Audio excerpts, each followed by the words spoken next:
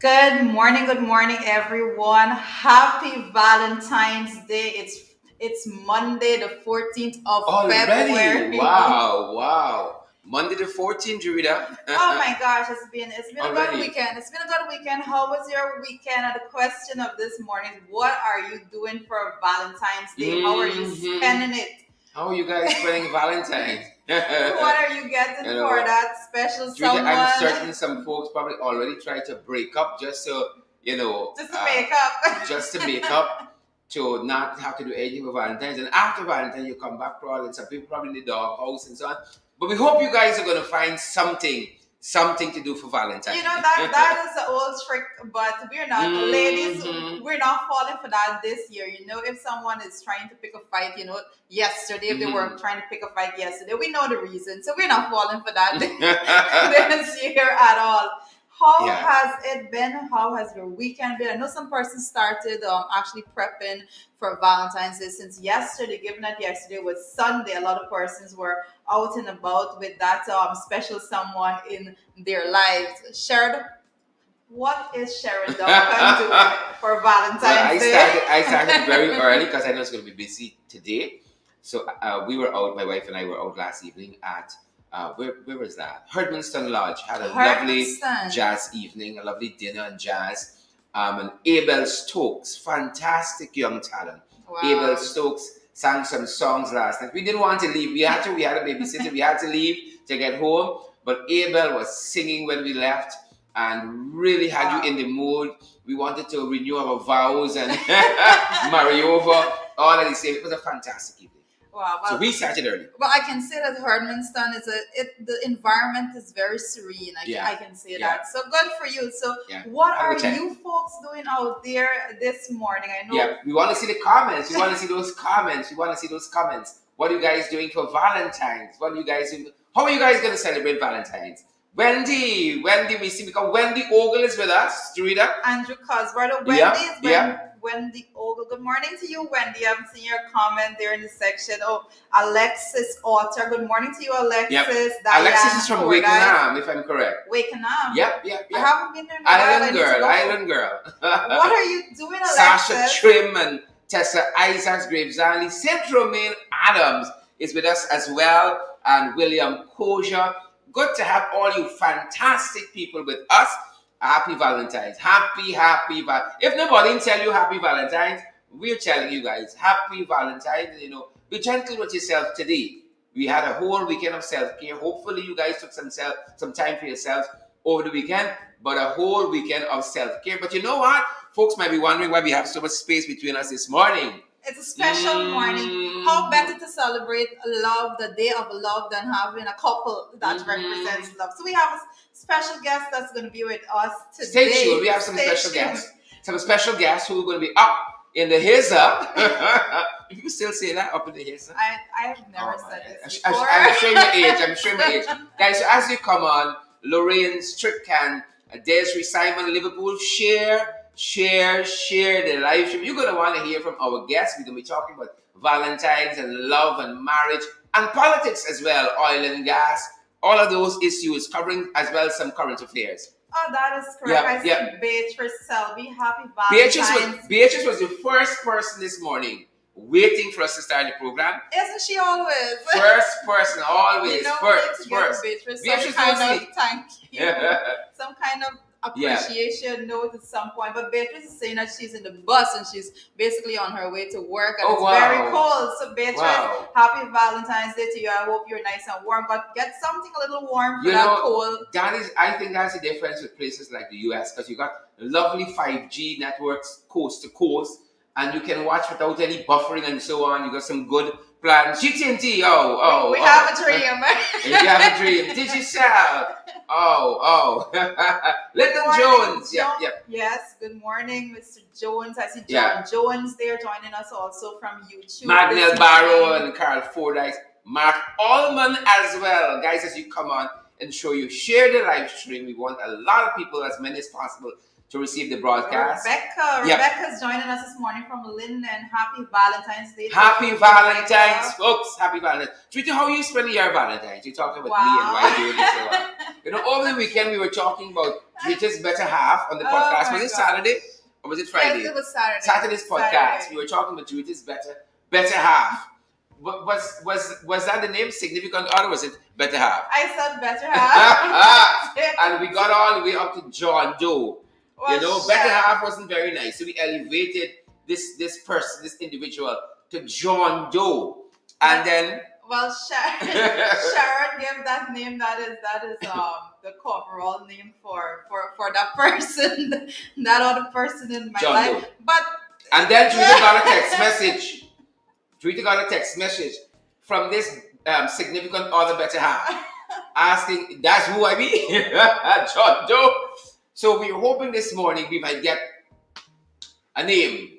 The name. I think I like the name, John Doe. John Doe. I think John Doe. So I think that's gonna suffice. And Valentine's Day, what I can say is that as women, no matter what, women always look forward to Valentine's Day. There's hardly any female out there that doesn't look forward to Valentine's Day. I think men just need to just write that down. It happens. So don't come with the stories about Valentine's Day, the history and all that. Don't fall for the trap of any woman who says, I don't like Valentine's Day. Do not fall for that trap. Listen, it's a setup. Don't do it. If your girlfriend or your wife says, I don't celebrate Valentine's Day, you better be getting her something. It doesn't matter what she says at all.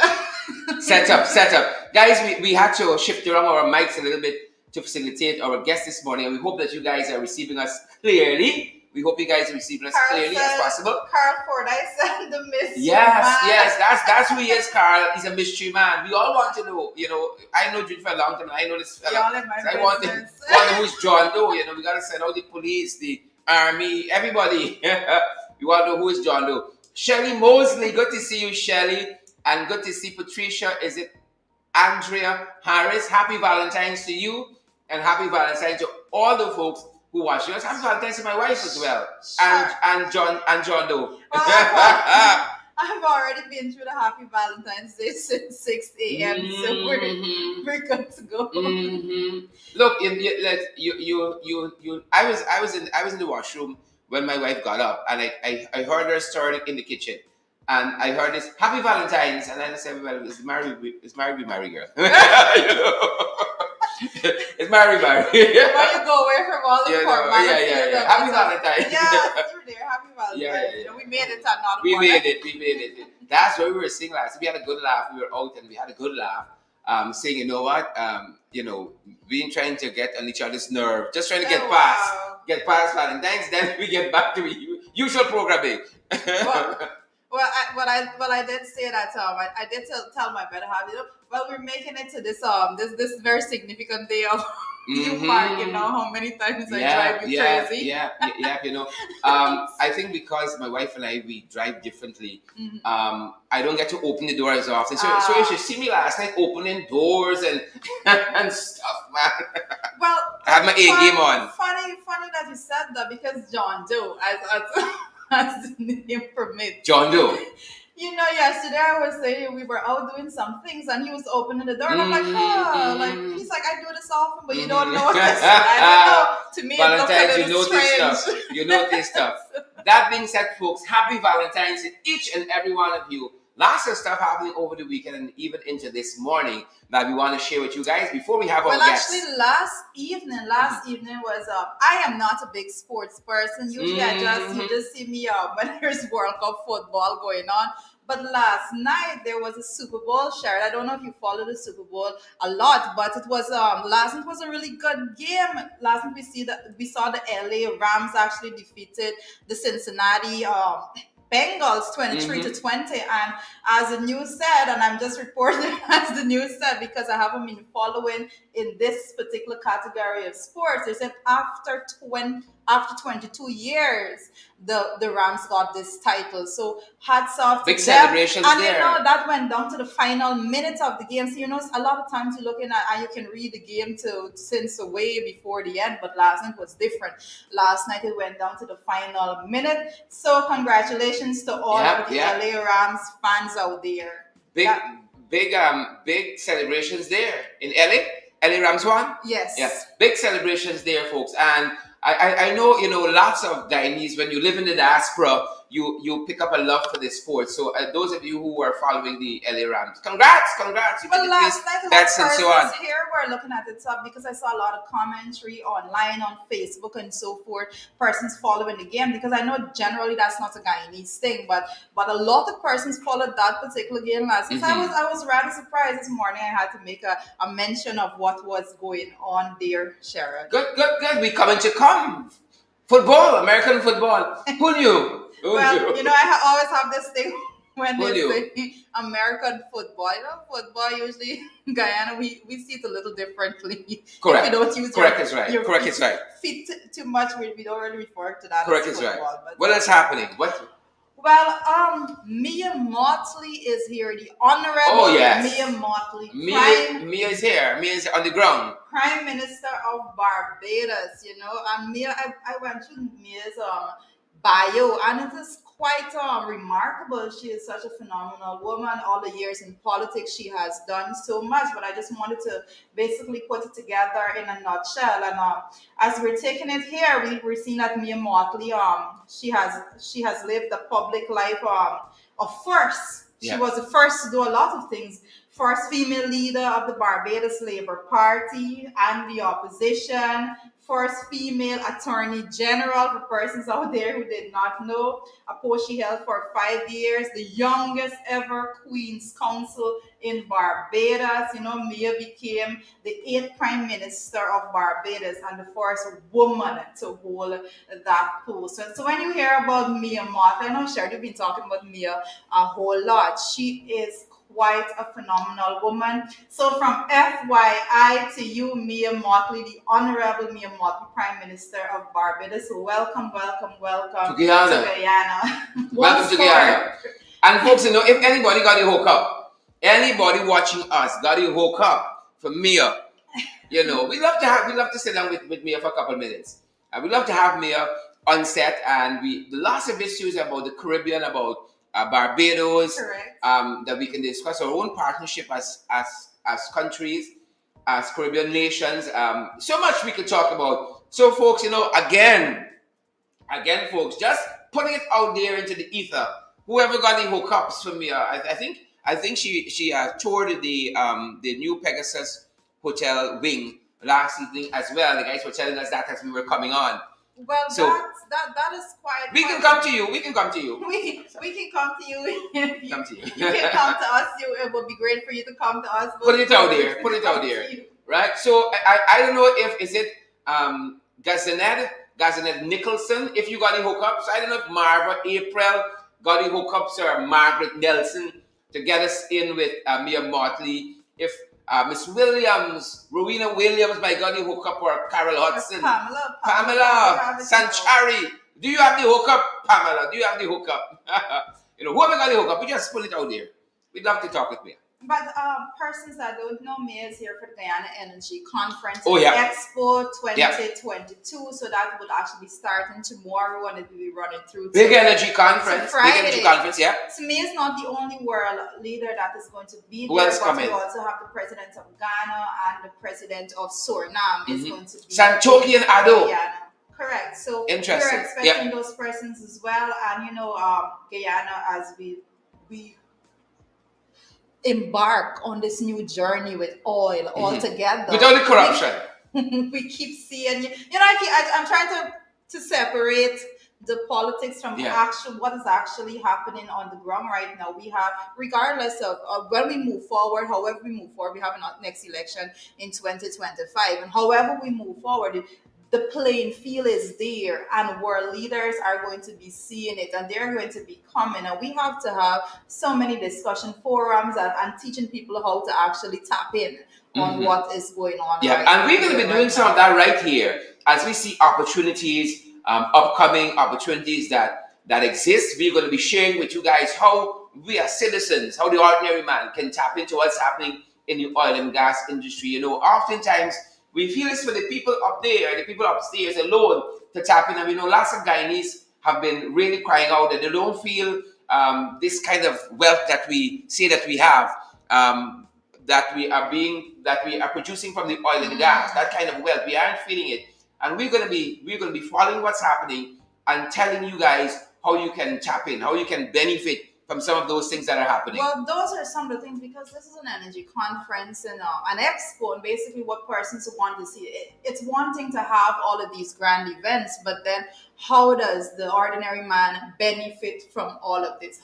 And we don't want to hear about a trickle down because we have already established that nothing actually trickle down, and if it does, it's a tail end of whatever, and it's it is so Very insignificant, true. so insignificant Very that you true. can hardly see what is being Very true. done there. So all the expos, what persons want to see in the expos is the direct distribution channel that is going to be geared at making sure that the persons on the ground in the various communities throughout all 10 administrative regions in this country, how they are going to benefit all together from this. And we haven't been seeing that being Yeah. defined. We Yeah. haven't been Yeah. seeing a clear Very definition as true. how it's going to go forward. So it's As a matter of quite fact, some folks reached out to us on the same energy conference, and they were very concerned that the average Guyanese, can't go in for free because I think Well, it happened yes. it happened the last energy conference we had of this nature.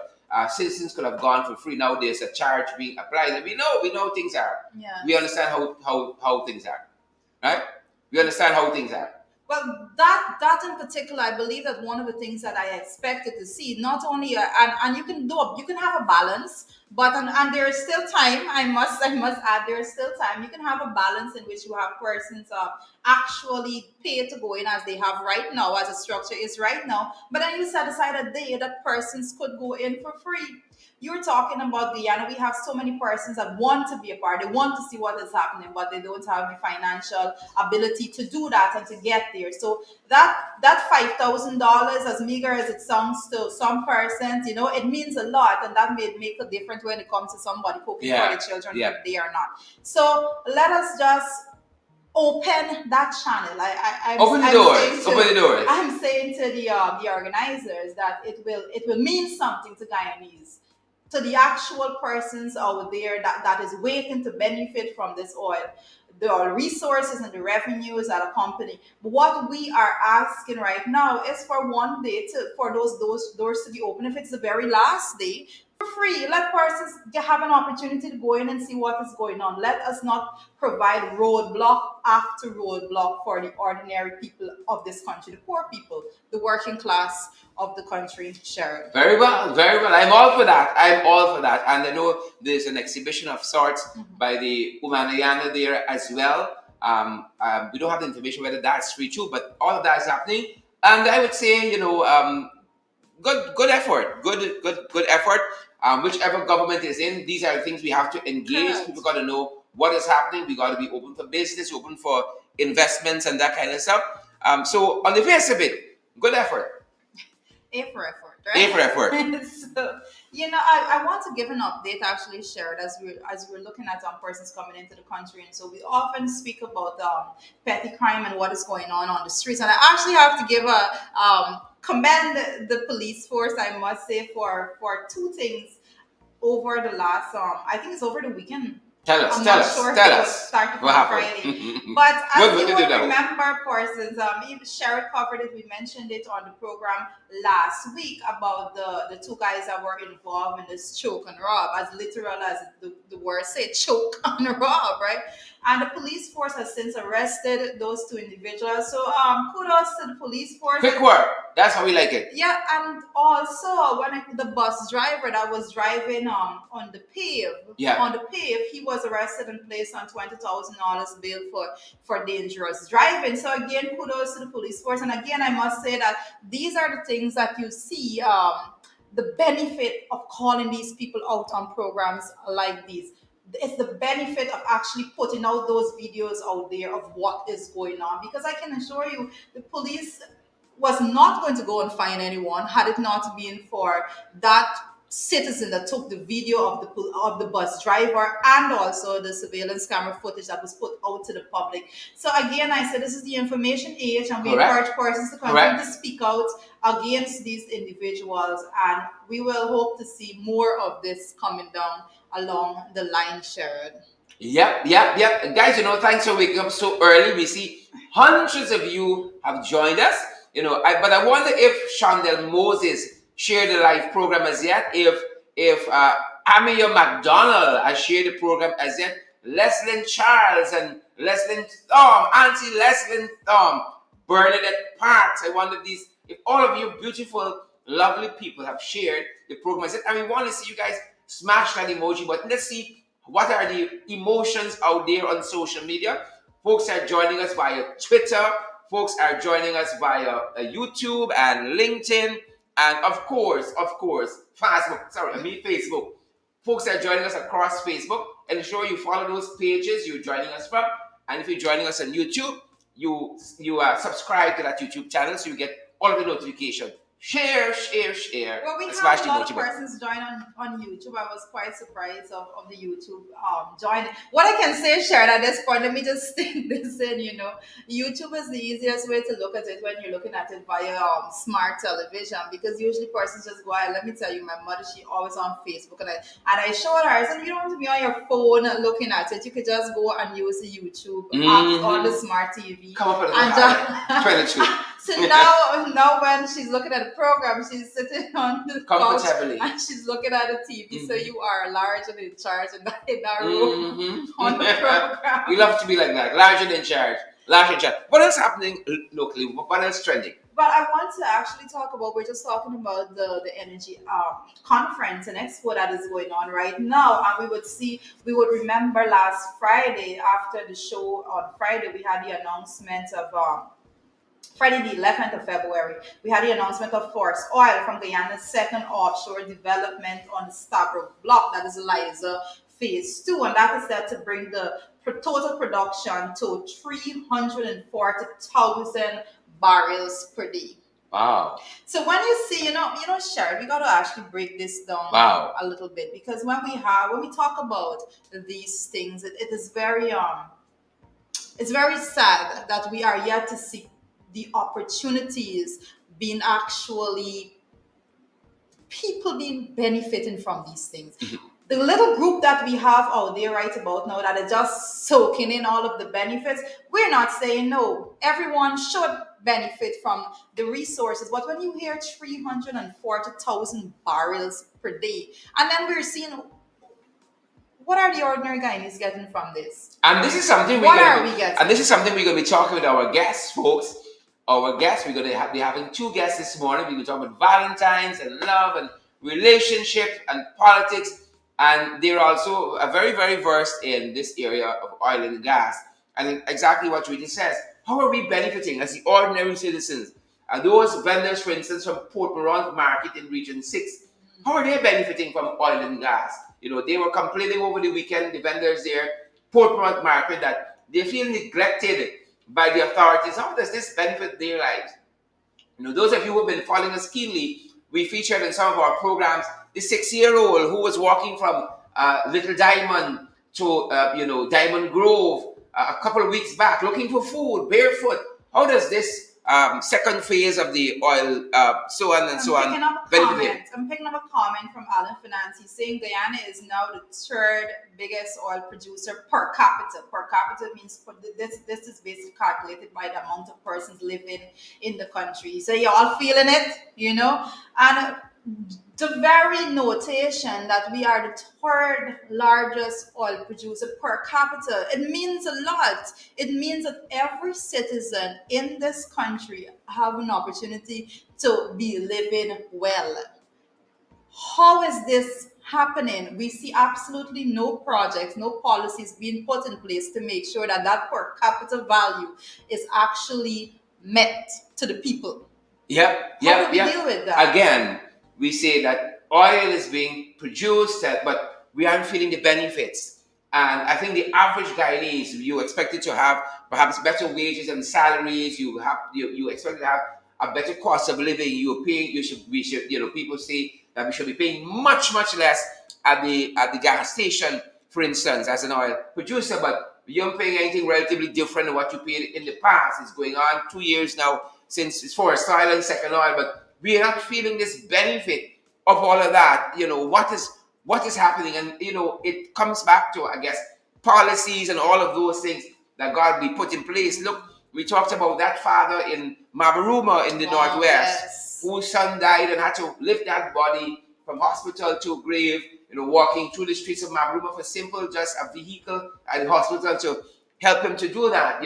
How is this oil and gas wealth coming back to benefit us? And we got to add that to all of the other natural resources that we have. We are blessed, beautiful country, bountiful country. We are a significantly blessed country, and persons would know that even prior to oil, we were surviving. And I can say the gold industry altogether played a very significant role over those years, and is still playing that significant role today also. So it's not just oil. Guyana, we have so much to be thankful for, but Yeah. we need to Yeah. we Yeah. need to we need to work to achieve for the ordinary Guyanese. Yeah. That is our overall job or task at hand. We're here, we're serving, both of us members of the National Assembly. But what does it all come down to if we have so much wealth and the people of the country are not receiving the benefits of that wealth? So we have a very, very long way to go when it comes to the management of the resources. We're saying that we are yet to see any policy or any program being put in place to make sure that the ordinary Guyanese benefit from this 340,000 barrels per day. Yep, and it's equal. I think Rita, it's equally important to have that link between oil production and, for instance, this big conference. What does this big conference mean to me? It means that a lot of oil companies, and allied businesses coming to see how they can increase their profits. What Their does that profit. mean for the Guyanese people? That's the challenge we're going to have. They're coming to see how it benefits them, but we don't have a good sense of how it's going to benefit the average Guyanese. Yes, infrastructure is going to be there, but again, how does your quality of life is going to improve? And guys, we're going to have our guests with us very, very shortly. I'm so excited to have them. Saying Guyanese will remain poor she's basically saying if whatever is happening right now continues in office, then the Guyanese are going to be remaining poor, and we don't want to see that. Regardless of your political affiliation as a Guyanese, it is your right to benefit equally from these oil revenues. This is my take altogether. I don't care which region you're from. I don't care who your community represents. It is your right. It is your birthright to gain and benefit from the revenues from the oil resource. And that's why we were very upset when we realized that the government actually put policy in place that will prohibit anyone from actually seeing that this is what the resources will be utilized for. So we're all on the same page. All on the same page. We're all on the same page. Like I said, I care not who you voted for in the last election. I care not who you supported then or who you support now. But what I care about is the fact that you should be benefiting, you the ordinary Guyanese, and I do not see that pathway for you to benefit unless your standard of living is improved, unless you can actually look around. You look around your surroundings and you say, well, my life has been better. You haven't gone anywhere unless that could happen. Yeah. Guys, we're about the halfway mark in our program, and just to give you a signpost, we're about to shift gears into the second half. And we're going to have our guests with us shortly. But while they come and said, guys, we encourage you, wherever you're joining us from around the world, that you share that live stream. You come and you soak up all the information and you comment and so on. But we want to move beyond that. We share the live stream, and as well that we want to see the emotions out there. How are you guys waking up this morning and engaging social media? So we say smash that emoji button. Our guests are here, and I feel like as though I'm going to jump on the chair because it's two of my favorite people. I don't care. I bias. It's two of my favorite people that they're going to be joining us. We're going to fight for We're talking about love, relationship, and politics. Guys, and you're going to want to share the live stream. And I think y'all gonna even want to give a donation. It can be so good. Big league. Chandel Big league. Moses, yeah, good morning to you and happy Valentine's Day to you this morning. Oh my gosh, is it Jade? I didn't see that name, it went by so quickly. Happy Valentine's Day to all of you wonderful folks out there this morning. We see Bacchus is in the house listening from Mike Coney. Hi, good morning, everyone who's coming this morning listening from Mike Coney. And our guest is ready. They're ready to be with us this morning. They're ready to bamba. They're ready to chill with the big boys. We're so happy to have them. Us chilling with those big boys. Those big boys. Big boy and girl. Big boy and girl. We're so happy to have them with us this morning. And guys, please share the live stream. And also, we want to see those emojis. Sharon Murray in the meantime, and Jade, all these fancy names, Esther Blue, and all of you fancy people out there. Your parents can't give you all simple names like Tom and Jane and Jeff. And all these fancy names. We're transitioning, folks, to get our guests on set. But our mics should be hot still, so we want to watch that. Our guests are coming on, they're coming on. Our guests are coming on, they're coming on. And let me get up so we can make some space for them to slip by. Our guests are coming on, folks. Coming on. I think Kathy's going to sit next to me. You're giving away the name? Well, there. I think it's big there. And our other guest is going to sit closer to Jarita, so that we balance up. I just love the red. You know they're represented. I kind Look of who we have with us this morning. Look who we have with us. Let me pull on a little bit. Look who we have with us, guys. I'm so excited. Juita, take it away. Cathy Hughes, Nigel Hughes. Welcome. Welcome to our humble table. Welcome to our kitchen. Welcome to FYI officially. Thank you. It's good to be here. And you guys are our first in-studio guests, believe it or not. Woo! Very, very first. And we had the youths on for Christmas Eve. We had them on our podcast for Christmas Eve, and we couldn't find better people to spend Valentine's morning with than the Hughes. Cathy and Nigel Hughes have joined us, and we've been talking about relationship and marriage and love and oil and gas and Sue and and everything. Sue. Folks tell me Nigel know who is Sue. Nigel is well connected. He knows who is Sue, so we have to have Nigel on to find out who is Sue, and perhaps even a bit about Dharmlal in the National Assembly and all of that stuff. Well, we're gonna start off on a lighter note before Sharon gets to who is Sue and who all is of these Sue? things. I want. Well, today is Valentine's Day, and like Sherry said, there's not a better couple that we can think about to have in the studio with us to celebrate Valentine's Day than the youth. So happy Valentine's Day to you both. Thank you. Thank you to both of you.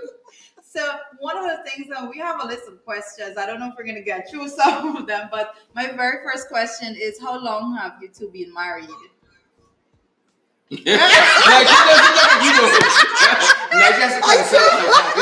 I love it. I can see the math in his head. I love it. I consider you is not 32 and it's not 60. It's actually 28 years. 28 years. 28 years, yeah. 28 years of marriage. Mm-hmm. How do you get that far, as young people like me? I'm not married. Sharon is married. So how do you get to that point? He's gonna want me to go first. you get to that all lessons. Let me tell you, the first thing is you have to talk. You have to talk and you have to be respectful. So even if you're not happy, you're vexed, somebody does something, you still have to talk and get it out in a way that after you finish sharing your views, you leave it there and you move on. I think one of the things that we used to use a lot was the timeout concept. I've had enough. You really pushing me. I vex with you. Timeout. And that is a way for him to understand this is serious, and it works both ways. So I found that timeout worked a lot because after that it became how you doing, darling? Man, I didn't mean it that way. I know you're vexed with something else and you're taking it out on me. But communication is the key. Communication. Nigel. You know see Nigel, who's the huh? boss, right? My question is, I love what Nigel said. You see who's the boss, because that provides a perfect segue to what the question I have to ask. So we're trying to get Nigel and Kathy on the program, and I called Nigel and said, we need you on. It's Valentine's. You guys got to come on. And he says, talk to the boss. So, you know, Nigel is a renowned attorney at law, Hughes Fields and Stobie, big law firm and all of that. I just want to know, what did Kathy do to get him to that point? Talk to the boss. I want to know that. Kathy, come on. Aaron's got to come from the boss. What did you do, Kathy? You don't think he should answer that question? I think Nigel should answer. Yes, it. I agree. I agree. I think I need emancipation. Well, you've No. gone from back carrier to first carrier and all of that. No, Kathy and I have been together since we were about 15, 16, you know. Wow. So a lot of the history that people, I think, build during the course of a relationship and after they get married, we've done a lot of that before. How I reached the stage where I give up all to Jesus, that got to be Jesus, buddy. I don't know. I just it was just one of the things. It's not that bad. Like Kathy said, we used to do timeout when it was reaching dangerous stages, and it has worked. And when you get to our old age, at this stage, 28 years. Like what would you say, to persons who, how do you get to 28 years? You got to do year one, you got to do year two, get up there. But to not only exist in a relationship, but to thrive, to enjoy it. How do you do that? For me, with her, I took her to jazz festivals every year. Wow, nice. Got her hooked in jazz festivals, and I love the outdoors. That didn't work with her at all. So I used to tease her a lot that she was this kind of very stush carpet and air conditioning lady. She took the bait one year. We did Kaitro Overland, and that went well. The next year, she took the bait after her staff were teasing her, and we did Roraima. That was the worst thing on earth, climbing Roraima.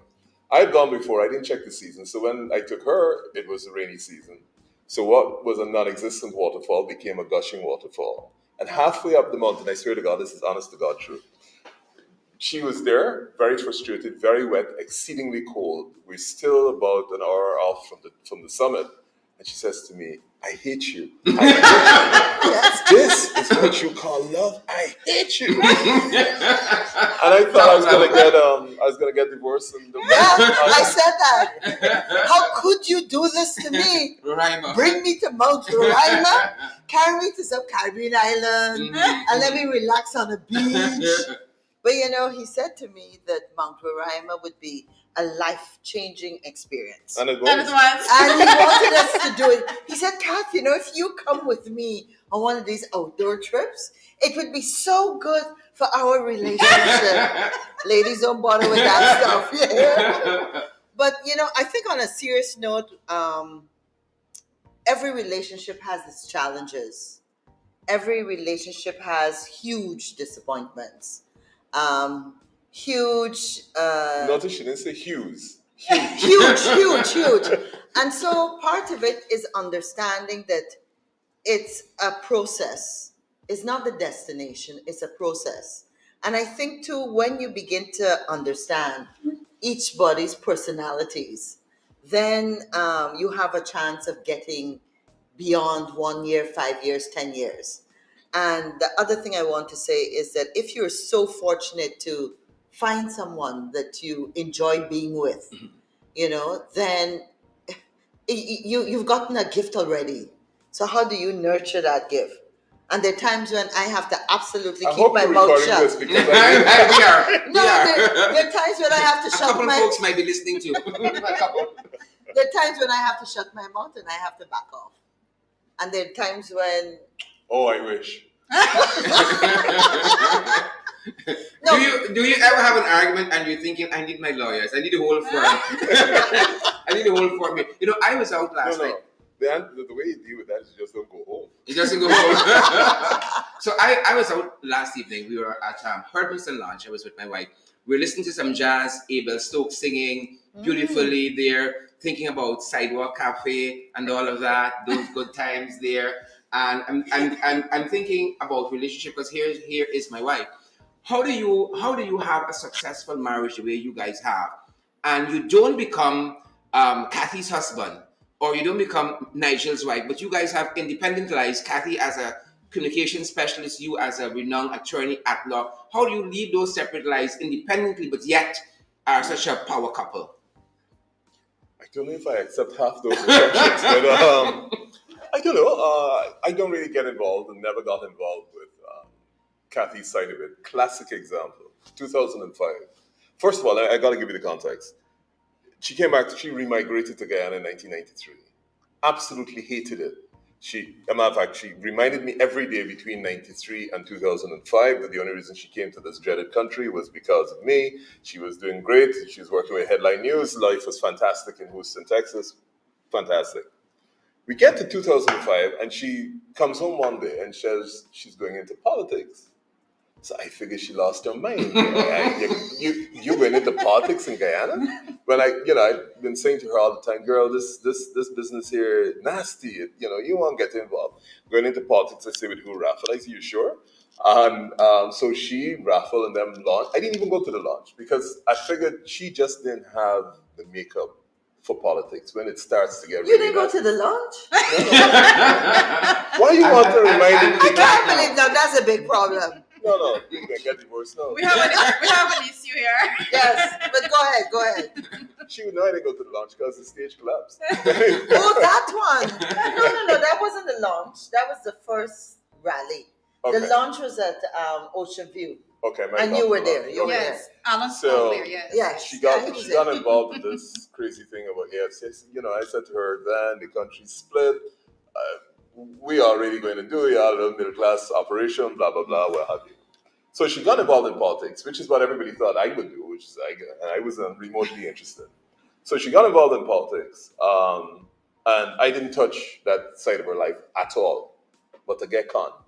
In 2011, she begged me to drive her to Linden with some other activists, I can't remember, or Chirito. And on the way to Linden, it was just after luncheon. I had cross-examined luncheon. He had said that there weren't black people who were qualified to be Ambassadors and stuff. ambassadors. Oh, I stuff. remember And I was this. really, I couldn't believe that I was in a country where I'd heard that, right? So I was a little cranked up. And she said, why don't say two things on the stage? I take the bait. Gentlemen, do not take the bait. So I take the bait.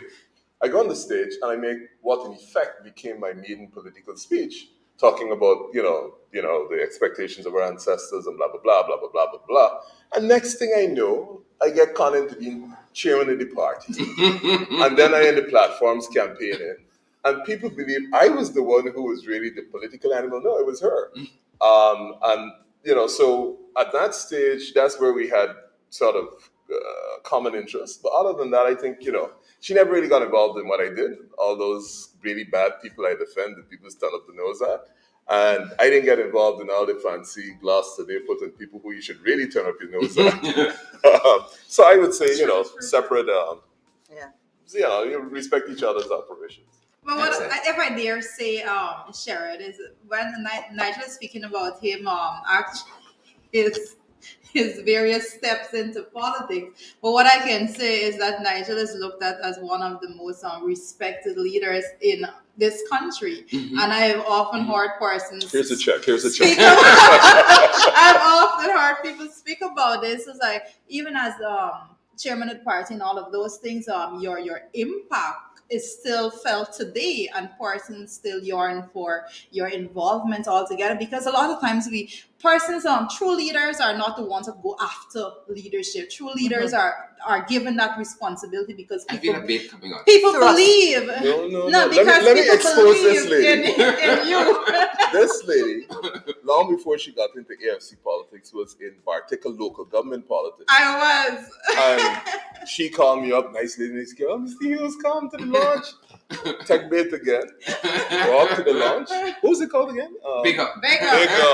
Bigger. Independent. Nigeria backing bigger. No, it's true. Yeah, you remember I'll that? tell you the truth, but that's one of the the good things I did in politics, because for me, local government elections were about local government organizations, not these big political parties and all the burdens they bring. So I went up to the launch of Bigger, and myself and the leadership of your party and her party fell out because they didn't think Bigger should be running as an independent candidate. It should have been the AFC, and of course, No, yeah, it should have been a coalition Yeah. because they were yeah. running together at that year. Yeah. So I got a lot of grief internally in their party for it. The good thing about being a lawyer is you can tell them, they can go and do what they want. And Hold your own. hold your own. And as a result, I think at that time he was leading the opposition. He didn't agree with it. But I will always go back and do what I had to do again for Bigger, because I believe local government, Yeah. the people at the local level really should be deciding what happens in their life. That was 2016. Fantastic. That was 2016? Fantastic. So, Nigel, we have this huge this energy conference that starts tomorrow. According to the weather forecast, it's going to rain a lot. Mia Motley is here currently. Ado is here. It's coming. Sanchoki from next door coming as well, among other world leaders, I think, and especially leaders in oil and gas. But one of the challenges is that Starbucks News this morning was pointing out all of the deficiencies in the PSA, no ring fencing, the petroleum commission is not in place as yet. You also have some challenges with the local content, secretariat being set up. Where are we in oil and gas? We know that your firm has an oil and gas aspect to it as well. What are your thoughts? It's the eve of a big conference. I don't necessarily want us to, decry Guyana when we've got the visitors who are coming. But I think fundamentally we have approached this the wrong way on many fronts. The overall industry, we weren't that familiar with it, and that's a natural thing. You have a deficiency of knowledge, but we jumped into it. We didn't have a petroleum commission established. We didn't have. We've set up very aggressive local government guidelines when we don't have the capacity to meet them. And what we should have been doing, I think, from the time we had the discovery, is going on to the international market, hiring the experts to help us structure and design an oil and gas industry for the long term. This is going to be here for 20, 25 years. And what you need to do is go in the local market, the international market, hire the best, decide how you're going to locate the Petroleum Commission, and what is the mandate you're going to give it. While at the same time, concurrent with doing that, you start to send out all our young people to be trained to come and take the various positions, all the engineers, the people who are going to become, particularly in terms of economics and economic planning. Because that's the real thing. It's not so much the production of the oil.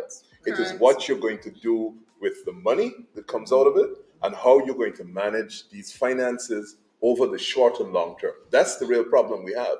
And what we're doing in Guyana is very typical. We have a knee-jerk approach to everything. So we don't even have a secretariat in which we put the best and the brightest, both from the international world as well as the Guyanese, and plan exactly how we're going to take not only the industry forward, but more importantly, how we structure the economy of this country. So first of all, it doesn't become a one product dependent economy and oil only, but how we build out the other areas. How are we going to take advantage of the fact that we're located just north of Brazil, and all those northern states in Brazil now have access to a port, or could now have access to an international port that will allow them 2 days sailing to the Panama Canal, straight to the American markets. How we put the infrastructure. Do we put in a railroad from Manaus to Georgetown, where the ports are? Do we decide how many shore bases? They're finding oil like nowhere else in the world. The rate at which we're finding it. Yep. And we're finding it in a country where the adult population is 400,000, and we're not very qualified,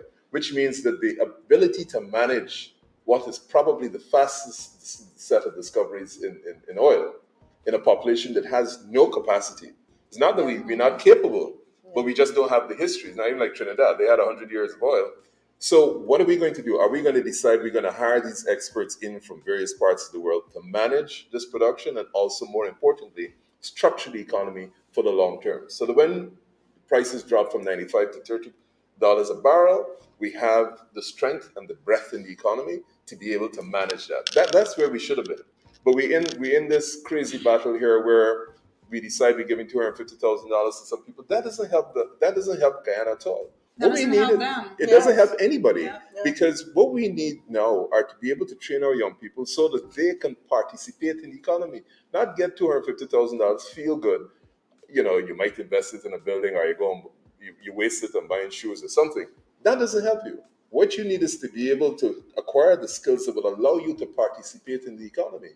Now, what we've done in this budget is we've said, look, those at the top that have the financial resources, and that's an exceedingly small part of the population, Yeah. the people that have the resources to be able to partner in oil and gas must be less than 5% of this population. Yeah, 1%. So they get an ability to grow and build, and the rest of the economy, the rest of the people in this economy have zero Yeah. opportunity.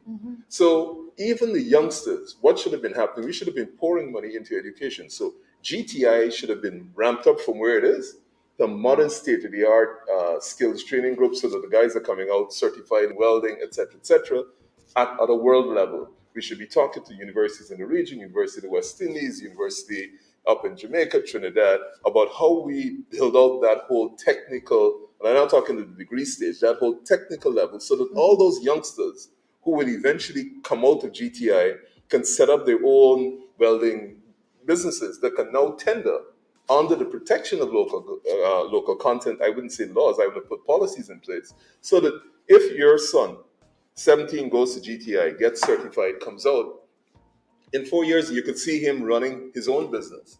So he's not only going to be, specialized in welding, he's also going to have some management training, how to deal with money, etc., etc. And we haven't done that. What we've done is we've played politics. I can give you 250,000. Somebody else says, no, I can give you more. That kills you. And the other big problem that was touched the other day is the question of citizenship. Yes. We have to protect Guyanese citizenship. And if we don't put in place robust systems now, what is going to happen with the local content legislation? A lot of people are going to come in, get married. There are going to be a lot of roots around it. So, for example, if you say to someone, 51% of your company has to be Guyanese, and you're an existing company, you've already spent, let's say, 10 million US dollars building this company up. Who is going to be able to pay you for your capital investment, for you to transfer genuine ownership to that person because they're Guyanese? So what's going to happen is that there's going to be a whole series of contracts built. I lent you this money so that you could acquire so that you could acquire it. Therefore, you owe me, and so long as you owe me, I make the decisions for the company, etc. As usual, we don't think these things through. And particularly for an industry that is as complex as oil, let me just say, other than the business of war in the globe, nothing else other than oil has the resources and the experts to think 20 years down the line, 30 years down, because they buy the best. War and then oil. Where are we? We were an economy that was sugar and couple gold miners. Why you think somebody who's fighting with a bow and arrow can get up to the stage of satellite warfare in 5 years, 10 years? Impossible. We just have to say we don't have those skills. How it is that we're going to try and get there? And that's the problem with this industry, is that the level of skill and the level of qualification that you need to really navigate oil and gas, not just as a product, but in terms of its global impact, we don't have. And we need to be able to build that. Sorry, we should have been talking about love, but No. This part of the discussion, That is a one very of the valid part of the most discussion. important things Yeah. being done in Guyana right now. We have been discussing oil and gas, and I think Nigel just brought everything into perspective so well, and like he always does, And I dare say this is why Guyanese actually really love Nigel Hughes and the leadership that he provides all together. You see, he's looking at So me. he's Checkbook coming up. He knows it's true. He knows it's true. But- Don't worry. But that being said, we have this energy conference. We're talking about the future of oil and gas and these big companies. And in the middle of that, we got Sugate, where there's accusations that are being put, that were put rather in that infamous interview with the Vice President, Mr. Jagdew, by the Vice Media Group correspondent Isabel Young. of wheeling and dealing and influence peddling, and you got to pay big bucks to get these contracts. Um, how do we navigate this new terrain of oil and gas, the huge amounts of money, the windfall, and not get to those places? I think we have a couple of examples. We have Singapore, which everybody talks about. You have Norway, and I think we need to start from this position. There's so much wealth that is going to come to this country from oil and gas revenues that we need to establish systems that are so transparent that anybody can challenge the decision making at any time, but more importantly, anybody can see any stage of that decision making. This is not you only have $5 and you got 10 people to share it. This is a large amount, and therefore we need to commit to have the finance. We can afford to do that. As a matter of fact, we have to do it. We 750,000 people here and maybe a million in the diaspora, if that many. Not a lot of people, considering the size of this field that we have and the whole Guyana's field. Yeah. So we have potentially, if we manage this right, we have to say, look, we have to make sure we have the most transparent, robust systems in place so that I don't have to think that this, well, first of all, the decision making is not Nigel Hughes if I become president. It's the experts who you put up there make those decisions, they make the recommendations, they make public their recommendations, and all of us can have a comment.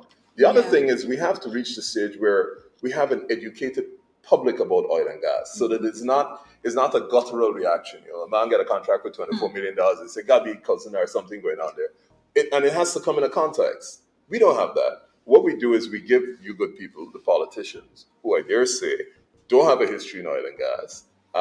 And if you look at the economy prior to finding gas or the commercial production of gas, we have never at any stage managed this economy well. PPP, PNC, APNU coalition, we have never had a period when this economy was absolutely well managed. And we have never, which is more importantly, never had a period in the history of the country where we have anticipated the problems we're going to face. So, for example, Mr. Burnham, after the big bump, they had a bumper sugar crop, I think, 73, 74, great money. OPEC came, carried the prices through the roof, and we just didn't have the ability to foresee that and how you plan going forward. Self-sufficiency, feed, clothe the house, come forward.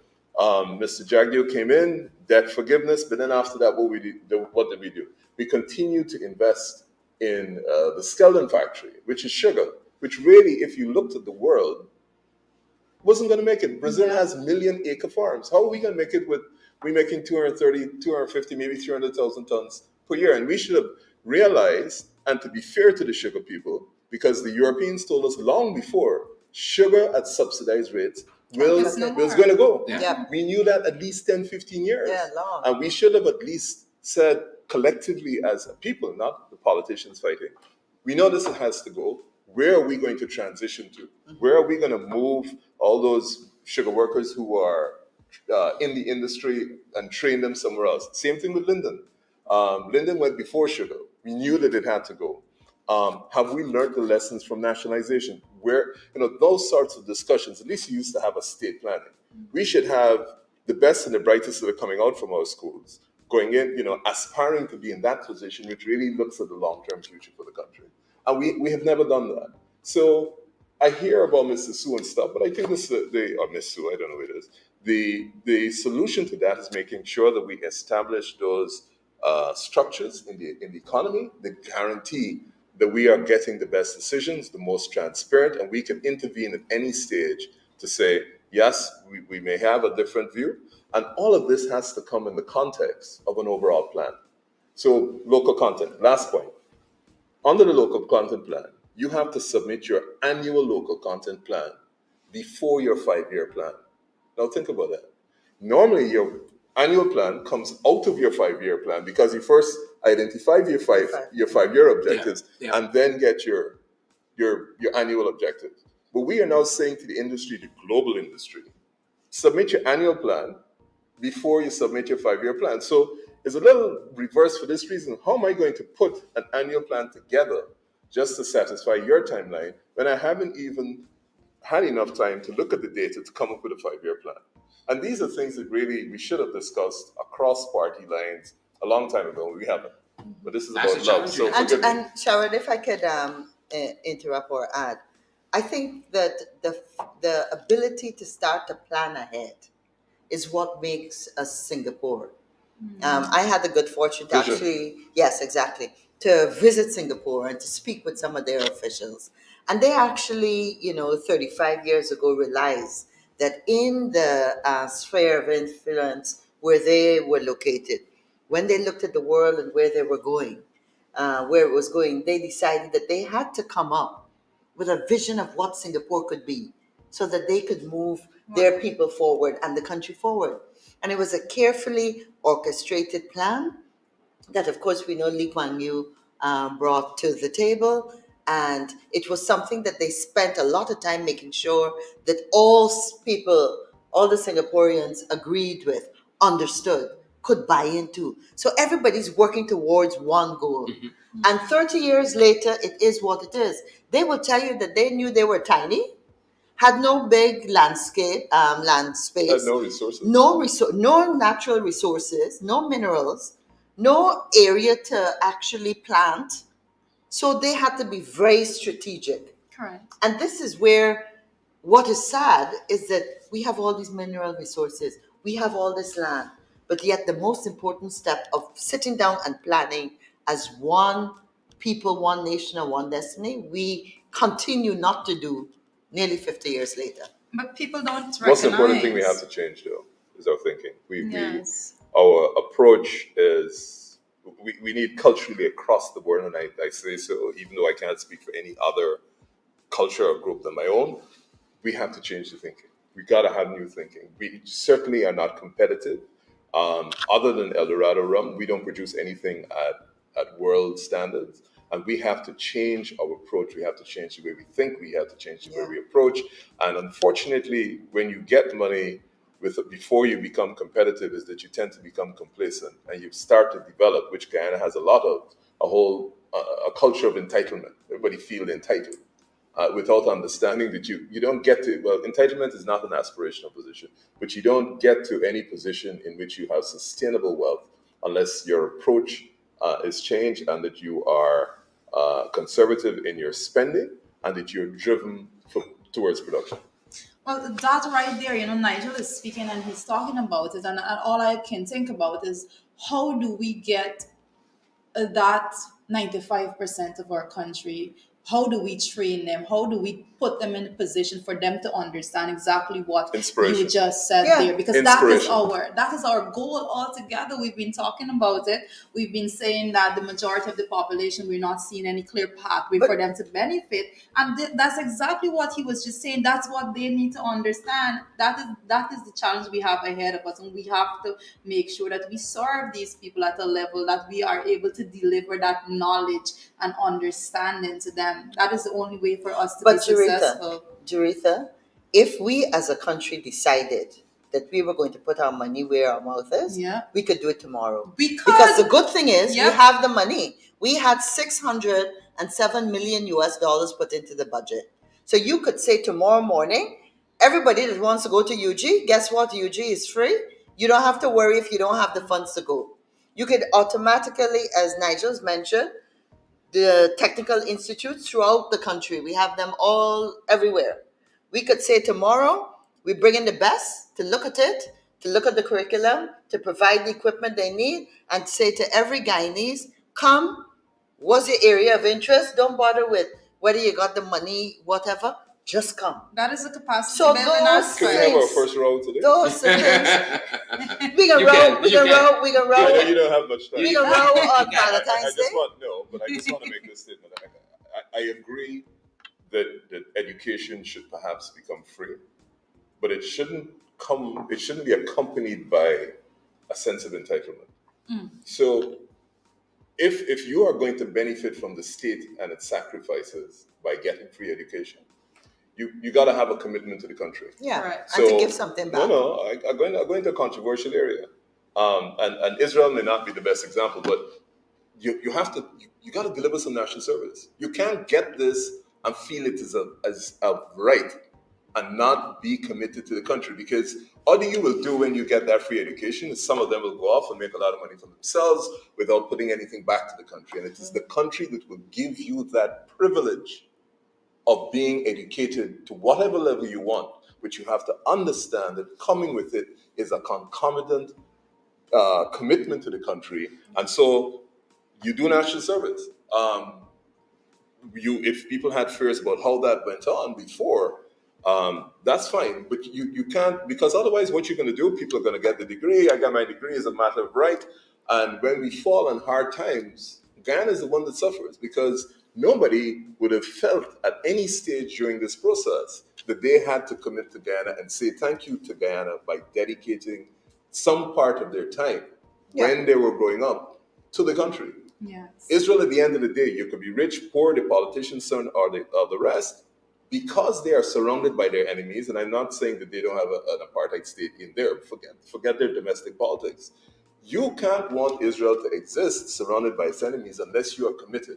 You don't get a free ride. So if we and I agree, I agree, education should be available without cost. I don't like the use of the word free. It should be available without cost that whoever is diligent enough to do it, but there should be a concomitant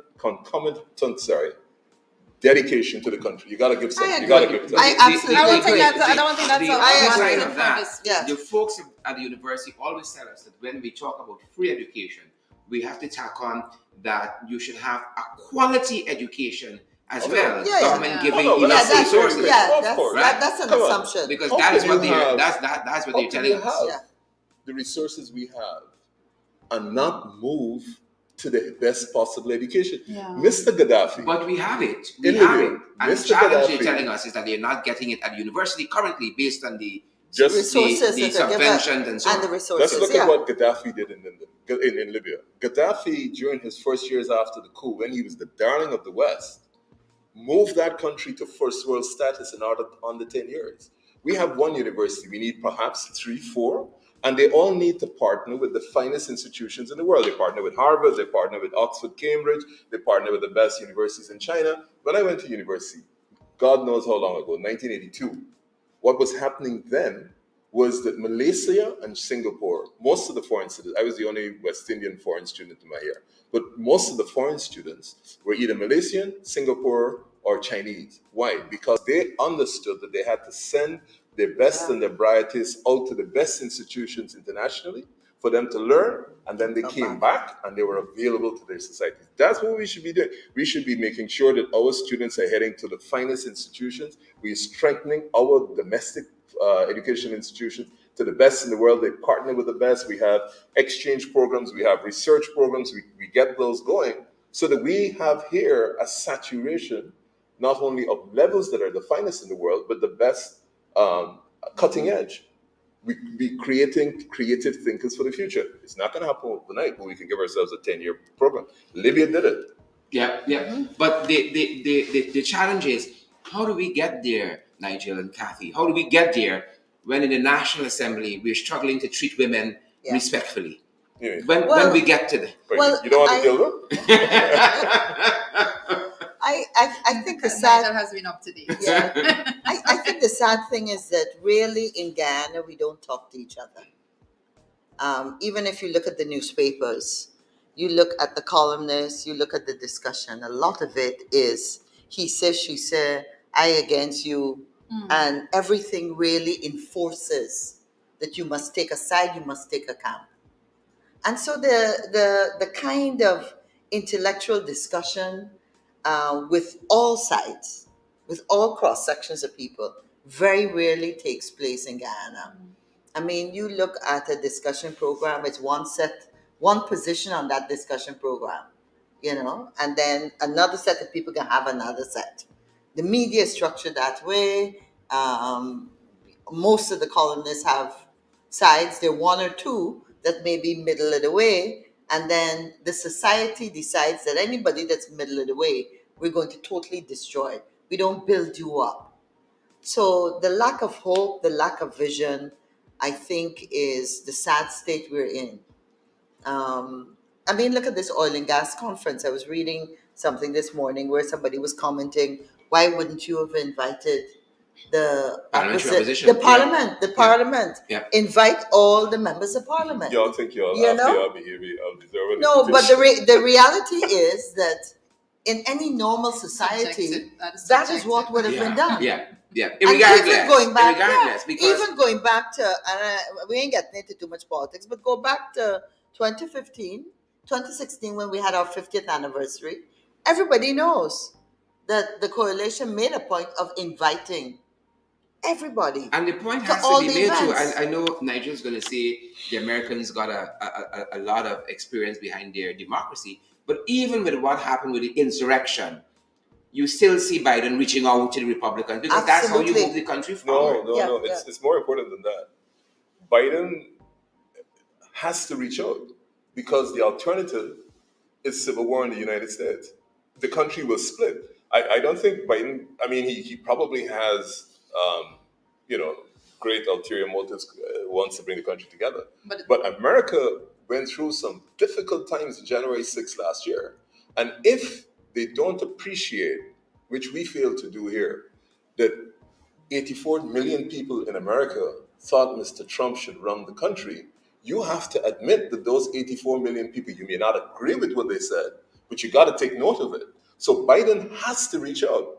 And any person who runs a country that is divided, you don't have the luxury of saying to half your population, I'm not paying. Really? No, Really? I'm serious. No, you don't have the luxury. So how come some folks say unless you recognize me and all those things? No, that's a different. Well, it's the same thing. If you That's don't an immature recognize, person. if you don't recognize that half of your country are not on your side, and you're running you can't run a country successfully with half of the people Because hostile to you. You just if that Can't kind happen. of thinking takes Can't root happen. here, then irrespective of your view and how you respond to them in the National Assembly, you'd get an invitation as a parliamentarian to go to the It's a little National bit Energy more, Conference. I think it's a little bit more than. Getting the invitation is one thing. I think to start with, for me, and I've always said this from when I got tricked into politics in 2011. There's certain I get blamed areas. for everything. There's certain areas in which you move them beyond politics, and you have both sides agree: education and health for sure, and national development.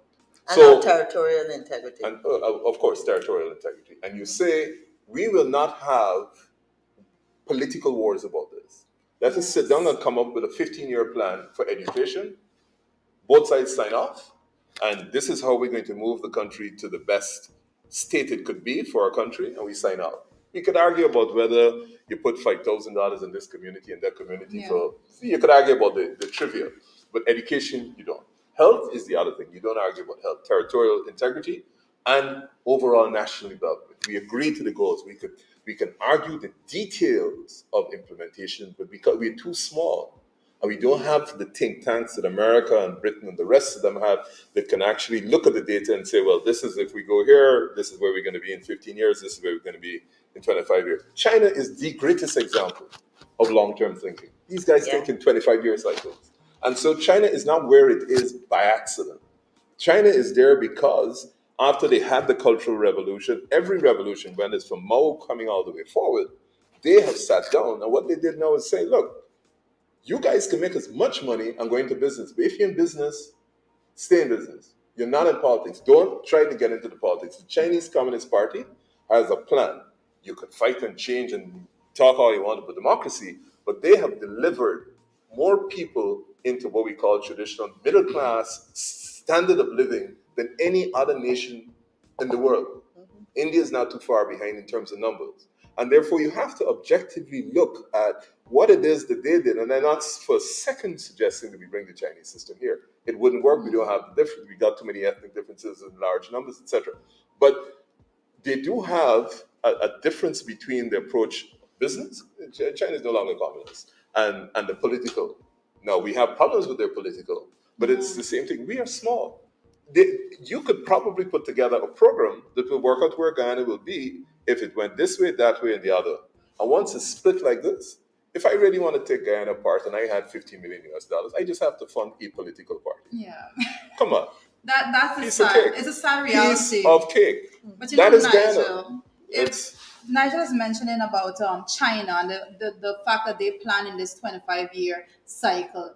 And we've even touched on this a little bit, but not in those very words. But what we can say is that we've often said in our country, we have this issue with whatever political party is in. They do not have this mentality and this behavior to continue and strengthen programs and so forth. So every time you have a change of government, you see all that was done is just scrapped, you know. Yeah. So even we don't have the political system as China, but we could develop a strategy as a country. I mean, holistically, A we're speaking plan. about moving forward. That yes, you see these things, and this was a good program, and this was a good system. So you work at building on that system. But we have the total opposite here. We have, for example, this is my first experience in Parliament, and one of the bills and things like that we see coming to the National Assembly was oh, we're going to reverse what they did, we're going to reverse this, we're going to reverse that. Yeah. You know, we had the coalition building on the low carbon development strategy, the green state development strategy. We had those processes moving forward, and now the PP is back in office. They tend to want to go back to where it was. So we don't have that system of moving forward. So we're taking steps backward as opposed to China and those global leading countries think- that go forward and just keep moving forward. I think that's why Nigel said that that's where you create a plan. Yeah. And we started that when we had our national development strategy, Yes. which you remember started Yeah. under the previous PPP administration, where we had close to 4,000 Guyanese from all sectors that sat down. I remember I worked tirelessly with many of the tourism people into the wee hours of the night for like a whole weekend, coming up with where we would go, what we would do. And therefore, the creation of a plan that everybody believes in, participates in its construction, and believes in. And the fact that Guyanese will say, this is our strategy, and whether it's Susan John is the president or whoever, this is the road that we're taking. That's what we need to be But doing on. the political, that's the last point I got to make. The political architecture has to change. Yeah. You can't have a system where if you get one vote more than me and you get the presidency, you then have the power and authority to make all the decisions. Because every bill you bring to Parliament, you will be passed by that one vote. Everything you do, it vests all the power in one position. So the whole structure has to change. But I don't think there is the appetite on either side of the political divide. And I don't mean the AFC. I mean on the part of the People's National Congress, the APNU, or the People's Progressive Party for political change. And unless people, you get what you pay for. If you pay for $5, you can get for $5. If you want to stay with the political parties that you have, in the political system that you have, then I'm sorry, don't complain. Yeah. That's one of the reasons I left politics, because if you're not talking about changing the structure to me, you're wasting time. Yep. And coming out from We each had our time. as we wrap up, just on the front page of some of the daily news, we see this report coming out of the U.S. Embassy in which they're telling us that we should be thinking about power sharing, which is much of what this winner take all. That's what they're talking about. It can no longer be a winner take all, where you have, as you said, Nigel, you have 59% of the votes vested in one party, but the one who has 51, has all this. Yeah, but it's one thing for us to say. But I'll speak as a young politician. I can strongly say that I have discussions with young people throughout politics that's involving with those small parties that was running in 2020, and young people have more of the appetite that Nigel was referring to when it comes to this. I like you together. bad, right? But I can tell you this. Right. No, let me no. Point to me. We were in that No. position 30 Charito, years ago. Charito. 30 years ago, One Of question. course, it's the One same question. thing. Point out one single occasion Uh-huh. at any time in this country that the young people have voted differently from their parents, and then you could continue your point. Well, this is what I'll say. This is what I'll say to that. Optimistic. Right? This Optimistic. is what I'll say to that, right? That and Nigel and Kathy, Sheridan, myself, we can say the AFC is that example. No, we- Nigel, No, but yeah, statistically, Guys, we almost out of Yeah, time. is that example, We're out of right? time. And I'm just saying that, but let us be honest about how the change that we're talking about is a huge change. The whole mental political change that we're looking for. And that's what Nigel is speaking about. It's not like persons don't vote like that. It's the significance in the number of the people that actually think and vote in that direction. What is happening? And I want to point out that when politicians will continue to behave in the way in which they behave, once a citizen continue to react the way in which they're reacting, and that is what's going on right now. As a people, as citizens I throughout this disagree with country, that. and I believe so. Nah. Citizens throughout this country, I strongly believe if the citizens actually start thinking differently and acting differently, then they will be able to hold politicians accountable You know moving what? forward. We have to have the juice back.